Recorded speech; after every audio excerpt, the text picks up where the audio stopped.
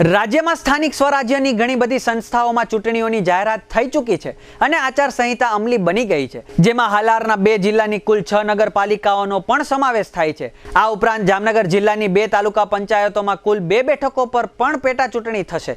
રાજ્યની ચૂંટણી પંચની જાહેરાત અનુસાર આગામી 16 ફેબ્રુઆરીએ આ સંસ્થાઓમાં મતદાન થશે અને 18 ફેબ્રુઆરીએ મતગણતરી હાથ ધરવામાં આવશે। 1 ફેબ્રુઆરી સુધીમાં ઉમેદવારી પત્રો દાખલ થઈ જશે।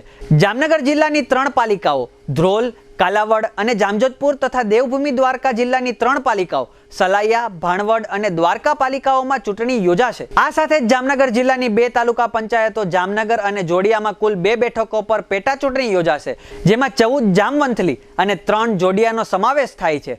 અત્રે ઉલ્લેખનીય છે કે જામનગર જિલ્લાની 3 પાલિકાઓમાં 7 વોર્ડ છે અને દરેક વોર્ડમાં 4 બેઠકો હોય છે। ધ્રોલ પાલિકાના 7 વોર્ડની ચૂંટણીઓ માટે 21 મતદાન મથક છે અને મતદારોની સંખ્યા 22,241 છે। કાલાવડ પાલિકાના 7 વોર્ડ માટે મતદાન મથકની સંખ્યા 25 છે અને મતદારોની કુલ સંખ્યા 23,397 છે, જ્યારે જામજોધપુર પાલિકાના 7 વોર્ડના કુલ 20,999 મતદારો માટે 26 મતદાન મથક બનાવવામાં આવશે। આ સાથે જ જોડિયા તાલુકા પંચાયતની 1 બેઠક માટે 4 મતદાન મથક બનાવવામાં આવશે, જ્યાં કુલ મતદાર 4,046 છે અને જામનગર તાલુકાની જામવંથલી તાલુકા પંચાયત બેઠકના કુલ 6,895 મતદારો માટે 9 મતદાન મથક બનાવવામાં આવશે।